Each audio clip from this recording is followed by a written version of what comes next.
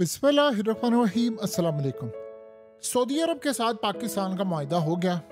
अल्हम्दुलिल्लाह ये बड़ा ज़बरदस्त मुआहदा है और जाहिर सी बात है अब हदें तो आखिर जिस तरह पाकिस्तान एटमी प्रोग्राम से अपना दिफा करता है, हम सऊदी अरब के लिए आखिरी हद तक जाएंगे और इसराइल की ब्लैकमेलिंग नहीं चलेगी। लेकिन जो सबसे अहम काम ये है कि ये इतना सक्सेसफुल मुआहदा है कि अब दुनिया के बेशतर ममालिक ने, क्योंकि सऊदी अरब ने अमेरिका को भी नहीं बताया, उन्होंने बहुत सारे ममालिक के पूरी दुनिया को नहीं बताया और मुआहदा करके उन्होंने बताया, क्योंकि अगर पता चल जाता तो अमेरिका इस मुआहदे को रोकता, इसकी शिक्के बदलवाता, सारे काम करता।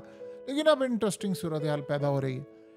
अब बहुत सारी कंट्रीज फैसला कर रही हैं कि उनको भी ये काम करना है और उनमें अगर कोई मुल्क सबसे ज़्यादा अहम है वो है तुर्की। सवाल ये है कि क्या तुर्की भी पाकिस्तान के साथ एक मुआहदा करने के लिए जा रहा है कि जिसमें पाकिस्तान पर अटैक तुर्की पर अटैक समझा जाएगा, तुर्की पर अटैक पाकिस्तान पर अटैक समझा जाएगा। देखिए, सबसे पहले समझ ले, तुर्की है नेटो का हिस्सा। बज़ाहिर तो नेटो का मुल्क होने के नाते ये होता है कि आप पर अटैक होता है तो सारे नेटो ममालिक पर अटैक हो जाता है और फिर सारे चढ़ दौड़ते हैं। लेकिन इसराइल के मामले पर यह मामला फिट नहीं आता है। मिसाल के तौर पर अगर किसी मुस्लिम कंट्री के साथ इसका कोई मसला पैदा हो जाए तो फिर तो नेटो एक्टिवेट हो जाएगी। यानी अगर तुर्की का किसी और मुल्क के साथ मुस्लिम कंट्री हो तो ये सारी नेटो मुसलमानों के खिलाफ चढ़ दौड़ेगी। लेकिन अगर यही नेटो उसको इसराइल के खिलाफ जाना पड़े तो नहीं जाएंगे। देखिए, इस वक्त तो आर्टिकल 5 के तहत तुर्की पर कोई भी हमला होगा तो नेटो के सारे ममालिक आएंगे। लेकिन आप एक बात बताइए, इसराइल ने अब कहा है चूंकि उसे हर जगह हमला करना है तो गालिबन हमास के लीडर होते हैं तुर्की में, तो वो तुर्की पर अगर लेट से इसी तरह का अटैक कर दे, अब आप ये सोच रहे होंगे, हम सब ये सोच रहे हैं कि जी उसके बाद नेटो एक्टिवेट हो जाएगी। कोई एक्टिवेट नहीं होगी। नेटो की कंट्रीज में 99% ऐसे मुल्क हैं जो इसराइल के खिलाफ कभी नहीं जाएंगे। आप इमेजिन करें, क्या ये यूरोपियन कंट्रीज एक मुस्लिम कंट्री को बचाने के लिए इसराइल पर अटैक करेंगे? यानी क्या अब फ्रांस से तैयारे उड़ेंगे और जाकर वो इसराइल में अटैक करेंगे? क्या जर्मनी से तैयारे, क्या यूरो फाइटर्स उड़ेंगे और वो मारेंगे? क्या लॉन्ग रेंज मिसाइल यूरोप अब इसराइल पर मारेगा? इमेजिन करें ना जरा, क्या ये मुमकिन है? सवाल ही पैदा नहीं होता। तो तुर्की के लिए बेहतर ऑप्शन क्या है? तुर्की इस बात को अच्छी तरह समझता है कि इसराइल एक गेम खेल रहा है। वो किसी भी तरह से दाइश का ताल्लुक मिलाकर, अलकायदा का मिलाकर, हमास के लगाकर ताल्लुकात कुछ भी करके तुर्की से नेटो की मेंबरशिप छीनना चाहता है। वो काफ़ी अरसे से ये काम कर रहा है। आपको पता है कि रिसेंटली जो कतर पर अटैक हुआ था वो पहले तुर्की में अटैक होने वाला था, तो वहाँ पर लास्ट मोमेंट के ऊपर इन्होंने कहा नहीं, अभी नेटो में कुछ काम करने की ज़रूरत है, ये ना हो कि नेटो एक्टिवेट ना हो जाए। क्योंकि उस वक्त यूक्रेन का मसला चढ़ा हुआ है ना। आप देखिए ना कि यूक्रेन बार बार ये कह रहा है कि जी नेटो में आना ताकि मुझ पर हमला सब पर तसव्वुर किया जाए। तो उसके बाद तो फिर इसराइल के खिलाफ अटैक नेटो पर लाजिम हो जाएगा। लेकिन नेटो की बहुत सारी कंट्री तो इसराइल के खिलाफ नहीं जाना चाहती। तो अब ये बात अर्दोगान को भी पता, जो मर्जी हो जाए, जो मर्जी हो जाए, अगर इसराइल ने अटैक कर दिया तो नेटो इसराइल पर बमबारी नहीं करेगी। सवाल ही पैदा नहीं होता। आप उस किताब के पन्ने जहां पर ये चीजें लिखी उसको फाड़ दें, ये हो ही नहीं सकता। यानी अब आप ये सोचें कि क्या अमेरिका इसराइल पर अटैक करेगा? क्या बरतानिया के तैयारे उड़ेंगे और जाकर इसराइल पर अटैक करेंगे? यानी ये अजीबोगरीब तमाशा, क्या कनाडा अटैक करेगा या दीगर ममालिक अटैक करेंगे? यानी ये एक ऐसा तमाशा है जिसका हम तसव्वुर नहीं कर सकते कि वो जाएंगे। अब अमेरिका के तैयारे उड़े F-35 और तुर्की को बचाने के लिए इसराइल पर अटैक करें, बेवकूफ़ी होगा, कोई समझेगा कि ऐसा होगा। तो लिहाजा तुर्की के पास ऑप्शन क्या है? तुर्की के पास ऑप्शन है पाकिस्तान। देखिए, हमारे पास है न्यूक्लियर मिसाइल और हम इन न्यूक्लियर मिसाइलों को अपने दिफा के लिए इस्तेमाल करना चाहते हैं। अमेरिका के पास भी है। अमेरिका अगर अपने न्यूक्लियर मिसाइल बरतानिया में डिप्लॉय कर सकता है तो हम अगर जिसके साथ मुआहदा करेंगे, हमारी जिम्मेदारी बनती है हम उन सब की हिफाजत करें और वो हम करेंगे। लिहाजा इस सूरत हाल में तुर्की के लिए बेस्ट ऑप्शन है। देखिए, अगला जो नंबर है वो बड़ी हद तक तुर्की का है।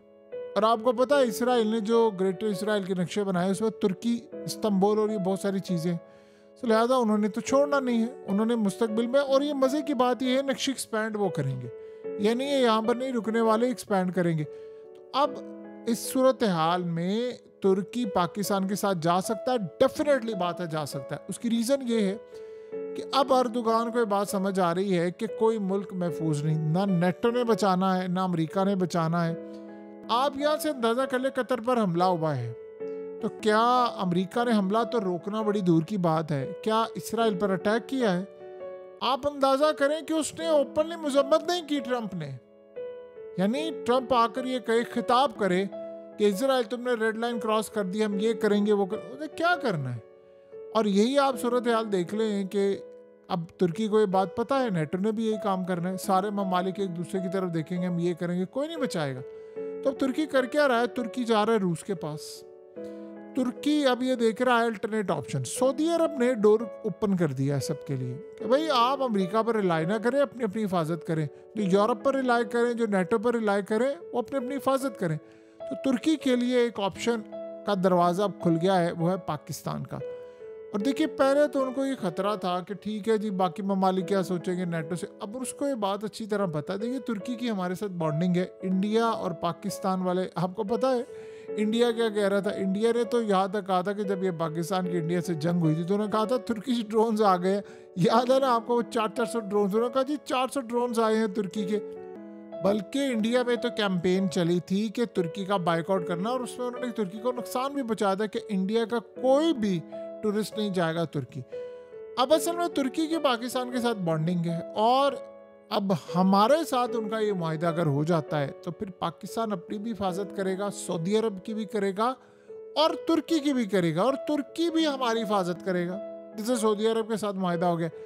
आप मोहम्मद बिन सलमान का जीनियस बन देखिए, उन्होंने शिक्के सारी ऐड की हैं, उसमें सबसे मेन शिक्के यही है, पाकिस्तान पर हमला सऊदी अरब पर समझा जाएगा, सऊदी अरब पर हमला पाकिस्तान पर समझा जाएगा। ये कितनी खूबसूरत चीज़ है। लेकिन इस सारे सूरत हाल में आप याद रखिएगा इसराइल की आंखों में ये चीज़ें खटक रही हैं, और इसराइल देखिए चुप नहीं बैठने वाला। ये बात आप ज़हन में रख लें, वो इंटरनेशनल सतह पर जो करेगा वो आपको नज़र आएगा, और अमेरिका के साथ मिलकर जो भी काम करेगा वो भी आपको नज़र आएगा।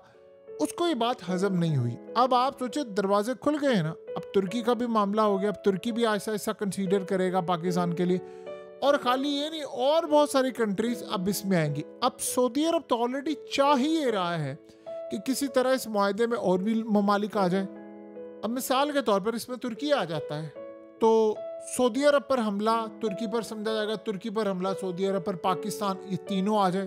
फिर उसके साथ लेट से इसमें कतर आ जाता है, इसमें मिस्र आ जाता है, इसमें और बहुत सारे मुल्क आ जाते हैं, तो ये तो वो काम हो जाएगा कि इस्लामिक एक फोर्स बन जाएगी। तो तुर्की के पास एक बड़ी अच्छी ऑप्शन है कि वो पाकिस्तान के साथ जा सकता है। अब ये मामला कितनी देर तक जाएगा, क्या सूरत हाल होगी, ये तो आने वाला वक्त बताएगा। लेकिन अब एक बात सूरत हाल आप ज़हन में रखिएगा कि अब कुछ होगा अमेरिका और इसराइल की जानिब से इंटरनेशनल सतह पर, यानी ऐसी सूरत हाल नहीं कि कोई स्ट्राइक वगैरह, लेकिन वो डिप्लोमेटिक सतह पर पाकिस्तान पर बहुत ज़्यादा प्रेशर, पाबंदियां और इन चीज़ों की तरफ आने की कोशिश करेंगे। देखिए किसी भी मुल्क के साथ कोई मुआहिदा कोई बुरी बात नहीं होती, अमेरिका के इसराइल के साथ है, यूरोप के साथ है, सबके साथ मुआहिदे होते हैं, लेकिन क्या इस सारी सूरत हाल के अंदर उन पर कोई पाबंदियाँ होती हैं? नहीं। तो फिर पाकिस्तान के साथ मुआहिदे पर ऐसी सूरत हाल या इसराइल वहाँ क्यों खलबली मचती है, या इंडिया? असल में इंडिया के लिए भी एक ही हमले से दरवाजे बहुत सारे बंद हो गए। इंडिया को अब अटैक करने से पहले कंसीडर करना पड़ेगा कि सऊदी अरब पर अटैक है अगर पाकिस्तान पर हुआ, और सऊदी अरब पर अगर इसराइल को ऐसा काम करता है तो उसको पता है पाकिस्तान पर अटैक है, कि आज तक जो पाकिस्तान से लड़ाई नहीं हो पाई वो अब हो जाएगी, और लेट से इसमें एंटर हो जाता है तुर्की, तो फिर ये तो मामला डबल ट्रिपल हो जाएगा। बहरहाल अगर हम इस सारी सूरत हाल को देखें तो हमें एक बात बड़ी क्लियर और अच्छी नज़र आती है कि ये मामला यहाँ नहीं रुकने वाला, ये आगे बढ़ेगा, एक्सपैंड होगा, क्योंकि सबको पता चल गया अमेरिका ने मदद नहीं करनी, और अब नए दिफाई सिस्टम, नई चीज़ें, नए सारे मामला। अब आप इमेजिन कर लें कि मुस्तकबिल में अगर चाइना भी इसमें एंट्री ले लेता है तो फिर क्या होगा। तो ये सूरत हाल बड़ी अहम होने के लिए जा रही है, और पॉसिबिलिटी है कि चाइना इसको कंसीडर कर ले आने वाले वक्त में। और अगर चाइना की इसमें एंट्री हो गई कि हम पर हमला तो सब पर तसव्वुर किया जाएगा, फिर आप समझ लें कि खेल बहुत ज़्यादा बदल जाएगा और सारी सूरत हाल अलग हो जाएंगी। बहरहाल एक बड़ा ज़बरदस्त मामला हुआ है जिसमें सऊदी अरब की जीत है, पाकिस्तान की जीत है, लेकिन ख़तरात भी मंडला रहे हैं इसराइल और अमेरिका की जानिब से। और यही बेसिकली वो मरहला होता है कि जहाँ पर ये सारी चीज़ें मैनेज करने वाली होती हैं। बहरहाल आने वाले वक्त में आपको ये नज़र आएगा कि एक बहुत बड़ी लड़ाई और तबाही सामने खड़ी है।